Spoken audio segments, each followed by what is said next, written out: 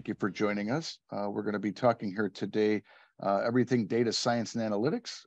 Joining me today is the program director for our program, Dr. Jim Kulich, who will introduce himself in a second. I work here as a graduate admission counselor, so any questions that you have about the program or about the admission process, you can reach out to me, and I'll let Dr. Kulich introduce himself now. Good afternoon, everybody, and thank you all for taking a little bit of time to be with us today. Our plan is to have some conversation for a half hour or so, and certainly I will be very happy to answer any questions you might have and help you with anything that I can, either about our program here at Elmhurst or this interesting world of data science and related fields and where they're all going. So just a little bit about me. I am a long timer at Elmhurst. I've been here for many years. I have a PhD in mathematics from Northwestern University, and have always been interested in the world of data as a piece of that. In addition to my teaching career, I spent about 20 years in the central administration of Elmhurst, focused, among other things, on our own internal data and its effective use. So I will look forward to this conversation. Thank you, Jim. Yeah, thank you, Dr. Kulich. So I'm going to have a conversation with Dr. Kulich and ask him a few questions about data science in general, about the program. Feel free at the end, we're going to leave a little time for questions. Then you can go ahead and unmute yourself and ask any questions that you might have. So first, I just wanted to talk about, can you talk a little bit, Dr. Kulich, about the curriculum in the program? So more specifically, is it more like group work or individual work? Is it more tests or papers or projects? Things like that, if you could. Sure, I'll give you a brief overview. So first of all, we've been in business now for 9 years. We're starting our 10th year as a program, and we've gone through a lot of change, as you might expect, as the field itself has changed dramatically over this period of time. We're a program that is, by design, one that serves people from a wide range of backgrounds. And in fact, our students and our alumni come from just about every imaginable background out there that will make use of analytics and related kinds of work. So the way we do that is to put a heavy emphasis on projects across our program. So most of our courses will be project-based, and most of the projects you will do will be of your choosing. So everyone will learn the core technical knowledge that you need, as well as a number of other important elements. And the way that you will bridge the gap between that learning and your own practice will be through a wide variety of projects that you will complete. So I don't want to spend too much time on the details, but each week, and we are fully online, each week you will have a collection of different activities and engagements with which to work. So you will do some work on your own. There will be some materials, some readings, things like that, that will be curated and focused on a material for the week that you can complete at your own pace. There will be opportunities for discussion all the time. So we aim to make this as social as possible, and we provide many opportunities for you to engage with other students and with us. There will be some exercises, and this being graduate school, the goal is to work toward mastery of the exercises. So unlike maybe an undergraduate experience where if you have an exercise and you get 8 out of 10 right or something, why you get a B and you move on, here, what we will do is ask you to work with each other on exercises. We will work with you. We will give you full credit for things that that represent full attempts. But the idea is that if at some point in time you're at, let's say, 8 out of 10 of these things being great, you have a couple more things to learn, and we'll work with you to do that. So there will be a live lecture once a week that will feel like an old-fashioned class. It's done via Zoom. It is recorded, so you get a chance to review it as much as you want. While you don't absolutely have to be there in person, most people will attend. We offer them during the evenings because we assume most people work. So that's a piece of the puzzle. Projects being the main component of what you will do, and we will guide you through that project work. The last piece is the support that we will give you, and that's one area where we aim to shine, and our students have told us that we do very well. And so the idea is that we want you to learn to your fullest, and we will support you in doing that. And your primary source of support will be your faculty members in each of the courses. So my policy is that if you have questions or if you want to talk about something, just reach out to me. Typically, send me an email. I will be back to you within 24 hours, and usually a whole lot sooner than that, unless I'm on the road or something. And then we take it from there. If a quick email gets the job done, great. If we need to maybe set up a Zoom session to talk about something, great. If we need to maybe share some code to work through that piece of what you are doing, great. We can do all of those kinds of things. But we will be there with you and behind you as you do your work, and aiming to get you to a point where you are as fully ready to go forward as you can possibly be. Yeah, thank you for that. I know you had mentioned, and I was going to mention as well, so the program is 100% online, which is great for maximum flexibility. If students ever do live in the area, sometimes I feel questions, and they do want to come into campus. I know a lot of it is done via Zoom and such, but is that something maybe that professors would make time for, or if you were in the area or you were on campus? Well, so if typically we don't work with people directly much, just because of the fact that we have some experts in the field who teach who are not based here in the campus. So they're coming to us from many different locations. So we don't make that as an offer. But on the other hand, if especially I'm around and you want to talk with me, I'm perfectly happy to do that. Had an example of that this morning with a student in one of my summer classes who was just having a little bit of trouble getting a particular piece of software to do a particular task. And so we sat together for 15 minutes and got that done. But in general, what I have found is that our ability to connect via Zoom, via screen share is by far the most effective and efficient way to get things done. And that we will do it pretty much anytime. Yeah, thank you. I know I've obviously fielded a lot of calls from students, and the availability of Zoom is just invaluable to students, and to be able to connect with professors that way. So thank you for that. Do any of I wanted to ask a little bit about the professors in the program, and the adjuncts as well. Do some, most, or any of them, or all of them work like in the field, or do they just teach with you in the program?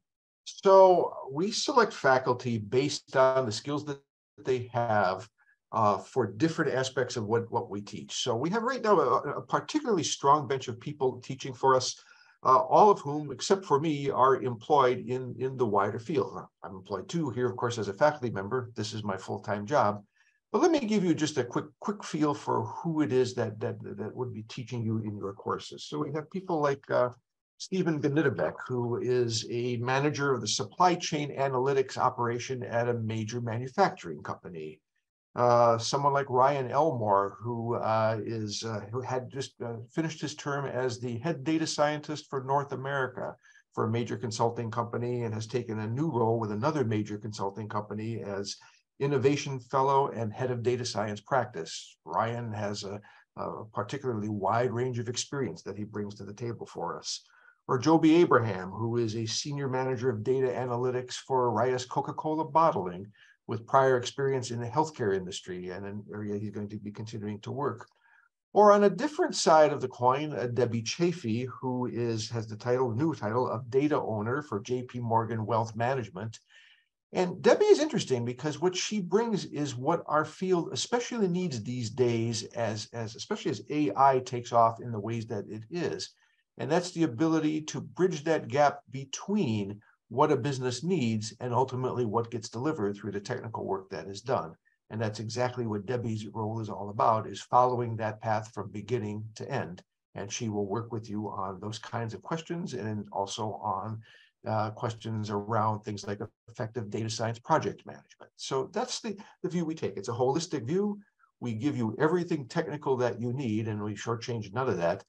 But we do it in a way that allows you to explicitly focus on getting the jobs done you need to get done, creating value for your client, your employer, whomever it might be, and understanding that that means technical work, yes, but a lot of work at the front end to essentially ask the right questions. That's as absolutely key to this process as anything could be, to getting the right data in place and managing data at large scale, flowing data, which is increasingly the norm in many different settings, doing the technical work, thinking through the translation of that technical work to what your client ultimately needs, and even after the fact, thinking through what it means to monitor the performance of let's say, a model that you might build that's being enacted within a piece of AI, to see that things are still working the way they need to work, and to flag when updates become necessary. So it's really that whole pipeline, that whole ecosystem that matters these days in the business.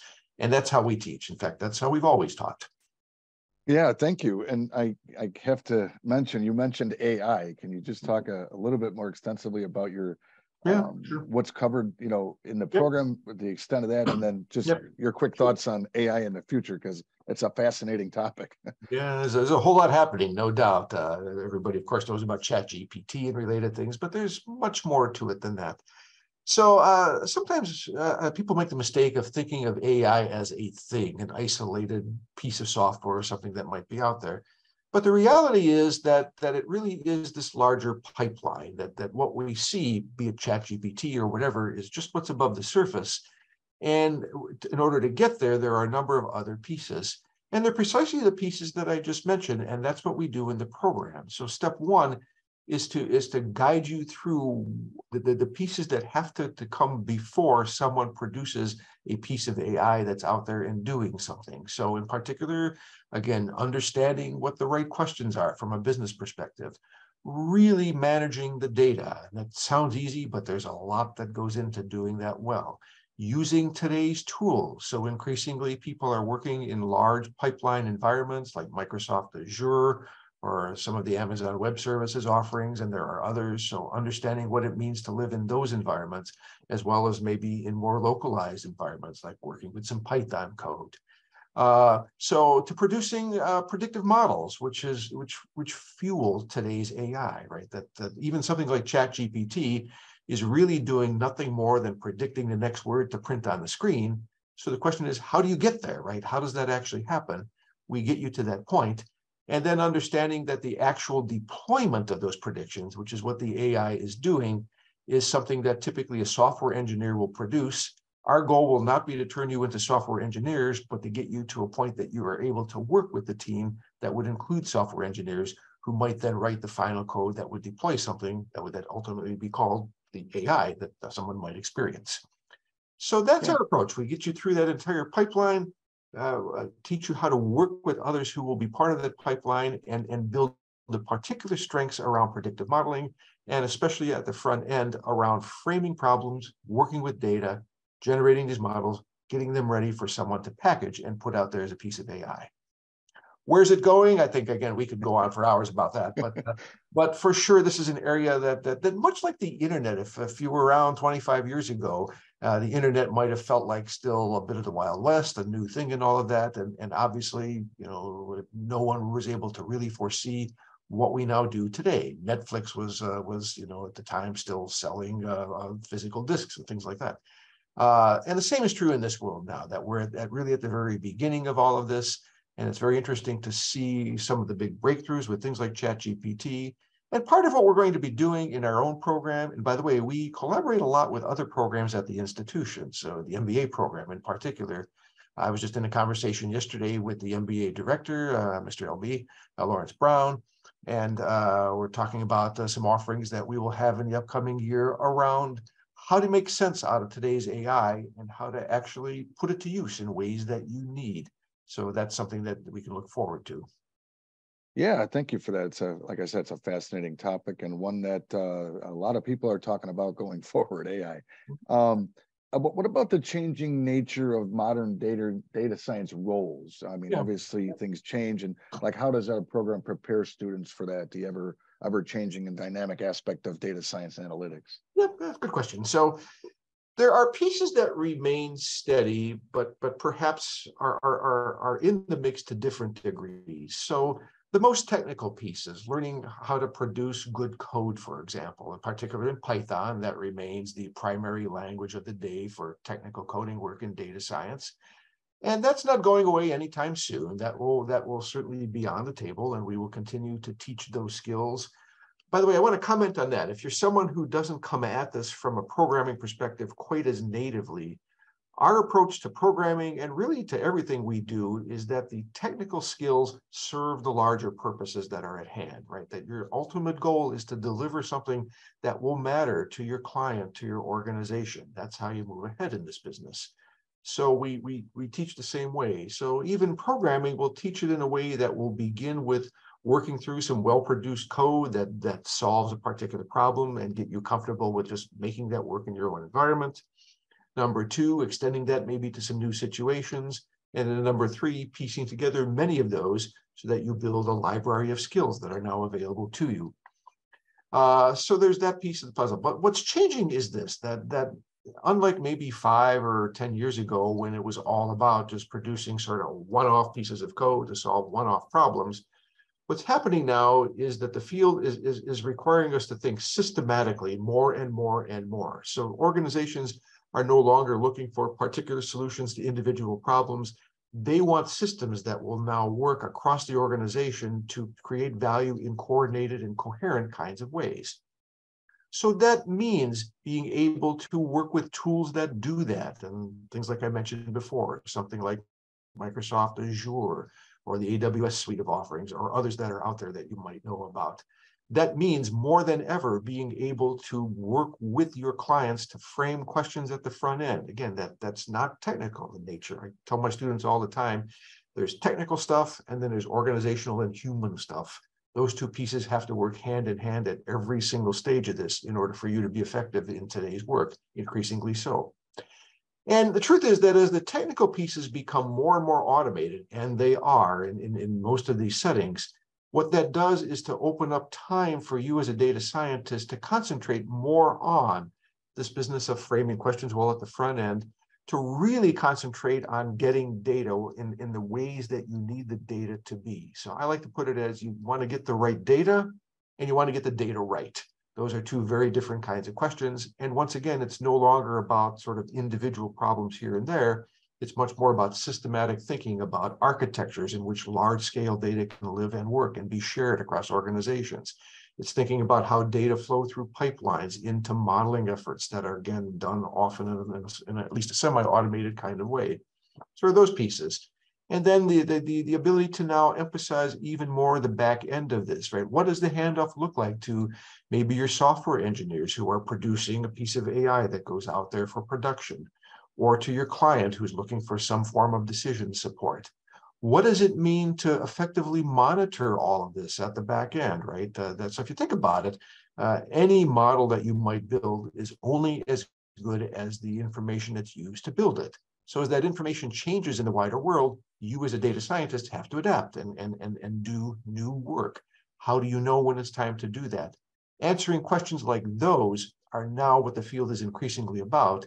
And a role that I mentioned before, like Debbie Chafee's at JP Morgan, is exactly about that. That's the role of data owner, someone who is able to step back and really coordinate that across various teams from beginning to end, so that the right questions are framed at the beginning and what's at the end makes the kind of impact that it possibly can. Mm-hmm. I know obviously our program offers the master's in data science, and then there's a graduate certificate. The master's takes 10 years, or excuse me, It does not take 10 years, Jim. No, 10 classes to complete. 2 years. So 10 classes in 2 years. So it's about 5 courses per year. And then the certificate is just 5 courses in 1 year. Right. If it's two things, or if a student wanted to complete the master's program in a little less than 2 years, I believe that's possible. It can be done. It can be done. So we will work with you individually if that's your goal. I want to make sure that you're ready to do what you need to do, and there are ways that we can work through those details. Let me speak to that a little bit.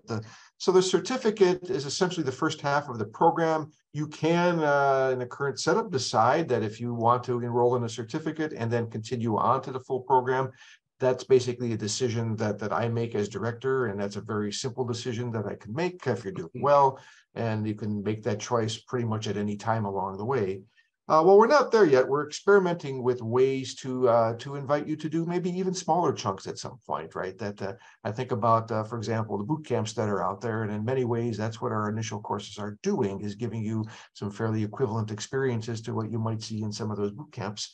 But again, with a way that comes with a particular sort of level of guidance and a particular kind of broad view of things. And I want to emphasize that because I think it's really important that in terms of the technical material, you can get that anywhere. I mean, you can get it for free these days. It's not that hard to find.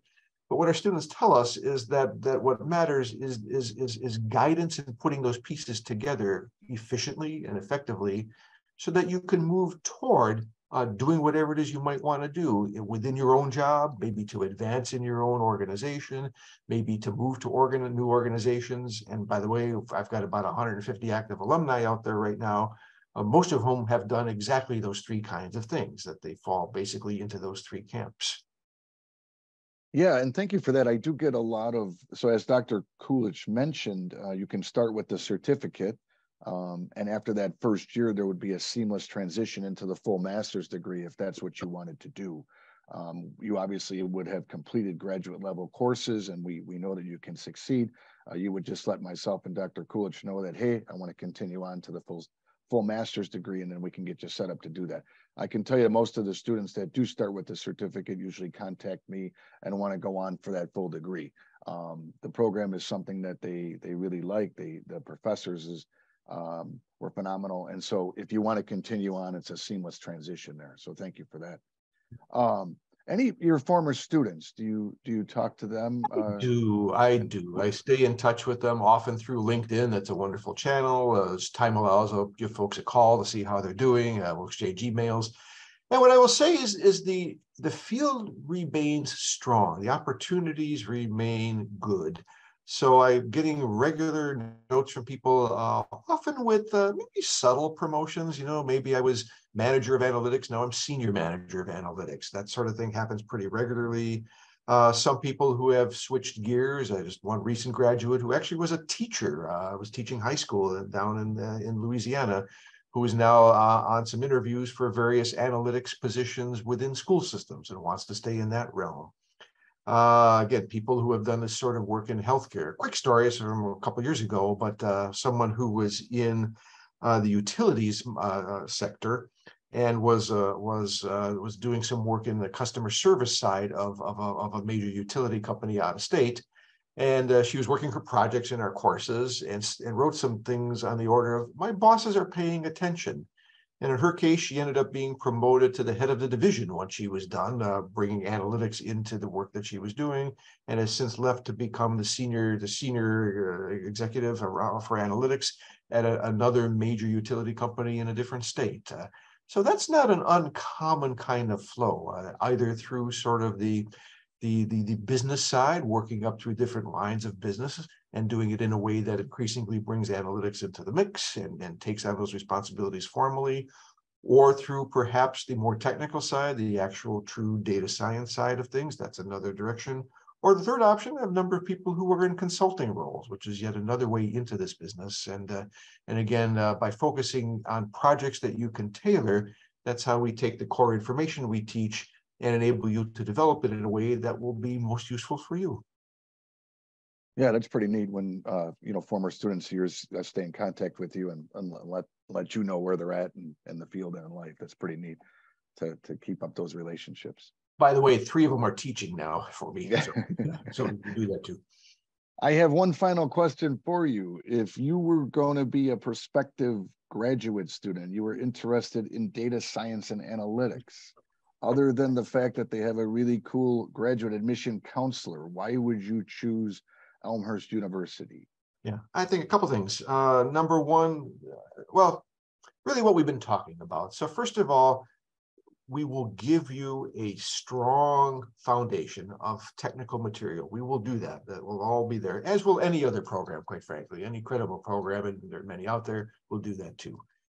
We will give you ways to customize so that you can take this in a variety of different directions that I've been speaking about. And we will be behind you 100%. So we will do this in a way that will give you the support when you need it. And we get that almost everyone in our program is currently working in some fashion or is otherwise engaged. And so we get that this may not necessarily be your first priority in life at all times. Now, we don't want it to be your last priority. That doesn't work. But we understand that you're juggling other kinds of things. And so we'll approach it that way, right? So, it's almost always the case that someone has a really rough week at work or, something's happened in the family or something like that and says, I need a couple extra days to get some work done for a class. That's precisely the kind of flexibility we can offer once we know what's going on. And we will do that for you. We will be there to support you as you're working through courses when you have questions, anything from, hey, I can't get the software to work or my code's not working to, I'm not really understanding, what this particular slant on today's AI is all about. Can you talk about it in some different ways? That's the kind of support that we offer. And that's really our style at Elmhurst. We do that across the institution, and we do it in particular within the data science program. And so again, even though we're online, you're not alone. We are with you at all times, and you will find that you will have many interactions with your fellow students, be they informal around working on exercises or doing discussions, or especially in courses, and we do have a couple of courses where group projects are the norm, you will get that sort of interaction. Last quick story, it may not be the case that we see each other in person until you perhaps come for graduation. That's a pleasant moment, and I just have to work a little bit hard, especially if the picture is a little old, to identify, who you might be at that point. But you can see that most people know each other quite well already, not maybe by face to begin with, but by all the interactions that they've had. So providing that sort of full picture that you can use in a variety of ways, that's what we most have to offer for you, with a very strong technical base that's constantly current and fresh. By the way, now that you brought that up, one of well, actually my favorite day of the year here at work is in May on graduation day. It's obviously outside, as you know, and there's a huge tent, and it's just everybody celebrating their accomplishments. So thanks for bringing up graduation day. Does anybody have any questions for myself or Dr. Kulich? And then I'll go over a little bit about I'll take a minute or two to go over the application materials that you need. But anybody have any questions about the program or the curriculum or anything you'd like to ask Dr. Kulich? Is there anything I can do to help you understand the field and where it's going, or anything at all that I might do for you that would be helpful? And by the way, if something comes to mind an hour from now and you want to have a private conversation, I'm more than happy to do that. You can send an email, just send it to Jim or me. I put it in the chat perhaps here. Let me just go ahead and do that as we're talking. Let's see, just a moment here. I'd be very happy to be helpful to you in any way that I can as you explore your options in the field, or perhaps get ready to join us here. I typed that right, yeah. So feel free to reach out that email. Happy to connect with you privately if that's helpful for you. Yeah, thank you for that. I also put my email there in the chat. All right, I just wanted to go over a little bit about our application is open, obviously online. It's free to apply. So you would just www.elmhurst.edu/apply, or you can Google Elmhurst University application. Again, it's free. You're not bound by anything. It only takes about 10 or 15 minutes to submit your application. We need to get your application complete, and that would take just a current resume, a statement of purpose, 3 letters of recommendation, and then your official transcript from your undergraduate college or university. Once we have those things, we would have an admission decision for you. Usually, Dr. Kulich is very quick, within 2 to 3 or 4 days. And then we would get you all set to start. Our classes start August 28th. So we ask that you submit your application by August 15th. That's absolutely the latest date. The sooner you can do it, the better. Students are obviously registering right now for classes. So the sooner we can get your application submitted and get it complete and then get it reviewed for admission, the better off you are. We'll get you all set to start with us in the fall. Other than that, you can always reach out to me with any questions there. My email there is in the chat. You can email me, you can call me. My phone number is 630-617-6478. We can set up a Zoom meeting if you'd like to do that. Whatever is the best way that you'd like to connect, I can help you through the admission process. So thank you for joining us today. I want to thank again Dr. Kulich. Oh, we do have a question here. What is the cost of the program? Good question. So it costs $900 per credit hour. There's 10 courses, like I stated earlier. Each course is 3 credit hours. So it's $27,000 in total. Your application will be reviewed for a partial scholarship once it is completed. And so that's basically merit-based. We'll take a look at all your application materials and we'll let you know if you qualify for that. So that would be in the amount of $5,000. So we'll let you know if you would qualify for that. But the total cost of the program is $27,000. I'll just add, you do things in 8-week chunks, one course at a time. So and again, there are various, and Jim at offline can help you with payment options and things like that, should that be a concern that you might have. I think you'll find us competitively priced in terms of what's out there in the market. And again, our goal is to give you good value for that. I just want to add again, my thanks to you for taking some time to be with us today. I wish you well in your search for whatever your next steps might be, and in your future work in this field or using these materials in some other field. It's an exciting time to be in this business, and hope to connect with you at some point in the future. Thanks, everyone. Yeah, thank you, Dr. Kulich, and thank you all for joining us. If you have any questions, please reach out to me. Have a nice rest of your day. Thank you.